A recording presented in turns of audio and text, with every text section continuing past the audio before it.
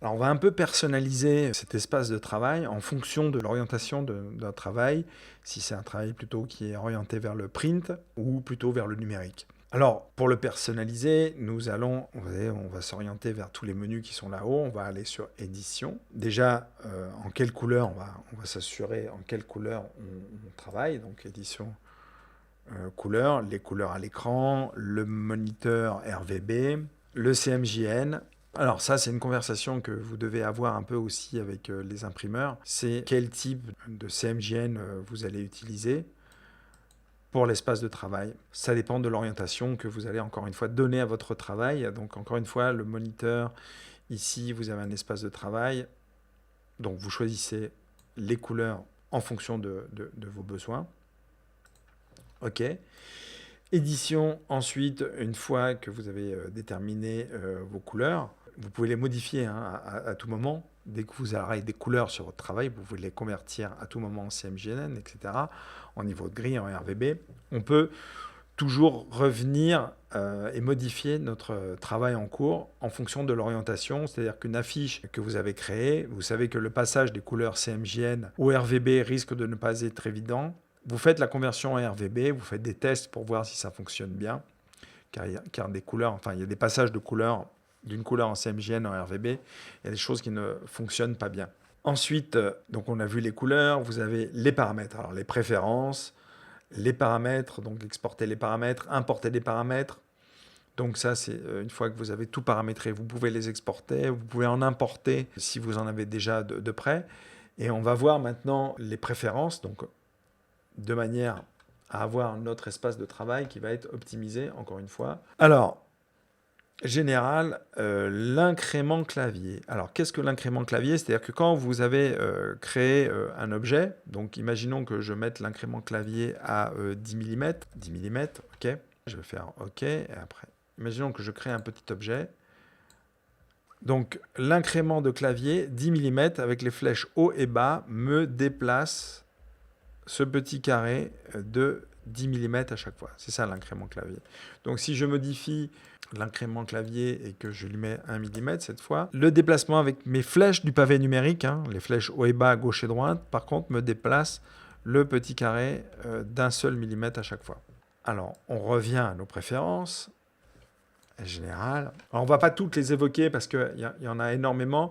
Mais au fur et à mesure des besoins et de l'utilisation d'Illustrator, vous apprendrez à vous-même les utiliser. Mais on va voir les fondamentales qui vont vous permettre, de pouvoir réaliser 99% de vos illustrations. Alors pourquoi on a des valeurs comme ça un peu bizarres? C'est l'adaptation des valeurs anglo-saxonnes en numérique, en métrique, pardon, excusez-moi. Donc vous avez des rayons un peu bizarre, donc vous pouvez mettre des rayons, on va dire 15 degrés. Donc voilà, vous avez des tas de désactiver, ajouter, suppression automatique, haute précision du curseur, afficher les infobulles à chaque fois, illustration lissée, le pourcentage de même teinte, afficher l'espace de travail démarrage si aucun document n'est ouvert, afficher, enfin tout ça. Vous pouvez un peu vraiment paramétrer et personnaliser de façon très très poussée votre espace de travail. La sélection et affichage au point d'ancrage, ça c'est la tolérance des points d'ancrage. Donc la tolérance est autour de 3 pixels. Là ici on va laisser 3 pixels. La sélection d'objets par traçon, il est décoché, on va laisser. Le magnétisme du point autour de 2 pixels, c'est-à-dire que dès que vous approchez à 2 pixels, tac, ça devient magnétique. Les commandes clic pour sélectionner des objets à l'arrière-plan. Commande plus clic, donc c'est un raccourci, commande plus clic. L'affichage, alors si vous avez vous êtes un peu âgé comme moi et que vous avez besoin d'avoir des grosses icônes qui apparaissent, les points d'ancrage et les poignées en grande taille, ou alors si vous avez une très bonne vue, mais par contre en général comme maintenant de plus en plus on travaille sur des petits écrans, il vaut mieux avoir des points d'ancrage et des poignées de grande taille, donc c'est vous cliquez sur les deux icônes qui sont à droite pour les points d'ancrage. Donc vous voyez, ils apparaîtront petits, moyens ou grands. Donc là, ils apparaîtront grands. Pour les poignées, elles apparaîtront petites, moyennes ou grandes. Donc elles apparaîtront en grand. Mettre en surbrillance les points d'ancrage au passage de la souris. Oui, ça on en a besoin. Et on va passer au texte. Alors le texte, le corps, l'interlignage 0,71 mm. On va laisser les valeurs par défaut. Par exemple, le décalage vertical, le corps interlié. On va laisser ces valeurs par défaut. On verra après qu'on peut les modifier. Les unités, c'est pratique le millimètre. On n'est pas des anglo-saxons, on travaille en France, donc on va les laisser en millimètres. On pourrait les mettre en points. Moi, les points, je ne sais pas à quoi ça correspond. Donc on va mettre des millimètres. C'est très bien les millimètres, comme ça vous avez la taille de vos polices. Général. Donc ça c'est pour les formes, pour les contours aussi, l'épaisseur des contours et pour les types, c'est-à-dire la taille des polices. Les repères et les grilles. Vous pouvez changer les couleurs à tout moment de votre repère, de vos grilles. Par exemple, si vous voulez le rouge ne vous convient pas, ben vous changez, vous mettez un bleu. Ok, on a mis du bleu. Les traits en continu, c'est bien pratique. La grille, alors la grille, la couleur est noire de notre grille. Pareil, vous pouvez modifier la couleur. Les traits seront continus. Le pas, donc quand vous créez une grille, elle aura des pas de 10 mm, des subdivisions de 10, c'est-à-dire que dans chaque grille de 10 mm, vous avez 10 subdivisions. La grille sur un arrière-plan, afficher la grille en 2 pixels, zoom supérieur à 600%.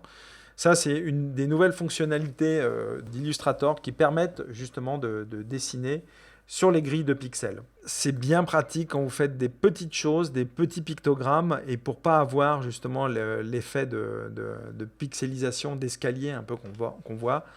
On verra ça un peu plus tard. Les repères commentés, bah ouais, moi j'aime bien avoir mes repères commentés, c'est-à-dire qu'ils seront affichés en magenta si je suis sur une poignée, si je suis sur un point d'ancrage. Les tranches, vous savez, les tranches, oui, elles apparaîtront en rouge. Les césures en français. Les modules externes, donc on démarre sur le disque 1. L'interface utilisateur, vous voulez être en foncé,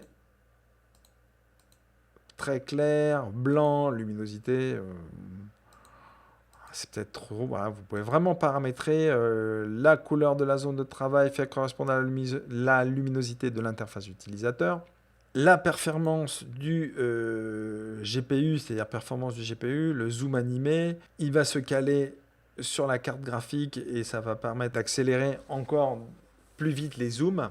Le zoom est animé. Gestion des fichiers et presse-papier. Donc là, il m'affiche les fichiers récents, les 20 premiers fichiers, c'est-à-dire le fichier 20. Alors, enregistrer automatiquement les données et les récupérations toutes les 2 minutes. Je ne l'ai pas coché. C'est préférable de temps en temps parce qu'on part dans notre travail et on oublie souvent d'enregistrer. Il suffit d'une mauvaise surprise, une coupure de courant, notre ordinateur portable n'a plus de batterie, on a oublié le chargeur et on a oublié d'enregistrer et c'est l'arrêt brutal et on a perdu la dernière demi-heure de travail. Donc c'est pas mal de temps en temps de mettre des sauvegardes toutes les 5 minutes. Je ne le mets pas, je ne vais pas le cocher, on pourrait le faire et toutes les 5 minutes. Donc vous avez une info qui vous dit les modifications prendraient effet au prochain démarrage d'Illustrator. Je le décoche. Utiliser une vignette à basse résolution. Nombre de fichiers récents à afficher. Donc, on a dit de 0 à 30. C'est pas mal, 20 le dernier. Utiliser une vignette basse résolution pour les fichiers EPS liés. Il vous mettra une petite vignette. Afficher les images au format bitmap comme l'image lissée dans l'aperçu en pixels. Ouais, pourquoi pas. Alors, vous voyez, vraiment une personnalisation qui est assez importante. Le choix du noir. On va mettre le vrai noir, noir. On fait OK. Et donc, on a notre fameuse interface qu'on a personnalisée et qui va se réouvrir à l'identique à chaque fois que j'utiliserai Illustrator.